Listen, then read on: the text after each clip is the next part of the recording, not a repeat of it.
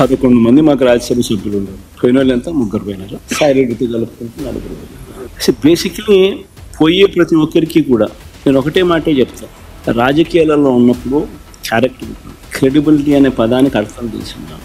రాజకీయాలలో ఉన్నప్పుడు కాలర్ ఎగరేసుకుని చెప్పాలి, ఫలానాడు మా నాయకుడు అని. అది ముఖ్యమంత్రి అయినా సరే, ఎమ్మెల్యే, ఎంపీ అలాంటి ఆయనైనా సరే, ఎమ్మెల్యే అయినా ఇలాంటి అయినా సరే, ఎవరి గురించి అయినా కానీ ఇట్లా గొప్పగా చెప్తాం. కానీ మనమంతటి మనమే ప్రలోభాలకు లొంగో, భయపడో, ఏదో కారణం చేత మనమంతటి మనమే మన వ్యక్తిత్వాన్ని, మన క్యారెక్టర్ని, మన క్రెడిబిలిటీని మనం పణంగా పెట్టి మనం కాంప్రమైజ్ అయ్యి అటువైపు మనం పోతే మన గౌరవం ఏంది, మన వాల్యూ ఏంది, మన క్యారెక్టర్ ఏంది, మన క్రెడిబిలిటీ ఏంది? ఇది ప్రతి ఒక్కరూ రాజకీయాల్లో ఉన్నప్పుడు ఆలోచన చేసుకో. ఈ కష్టం అనేది ఎల్లకాలం ఉండదు. డెమోక్రసీ అంటేనే 5 years.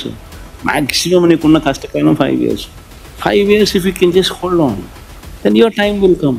One should always have the patience, always have the character and credibility within ourselves to stand up. అది సాయిరెడ్డికైనా అంతే, పోయిన 3 ఎంపీలకైనా అంతే.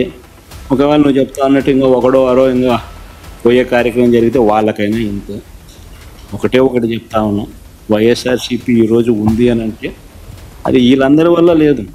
వైఎస్ఆర్సీపీ ఈరోజు ఉంది అని అంటే దేవుడి దయ, ప్రజల ఆశీస్సుల వల్ల వైఎస్ఆర్సీపీ ఈరోజు ఉంది.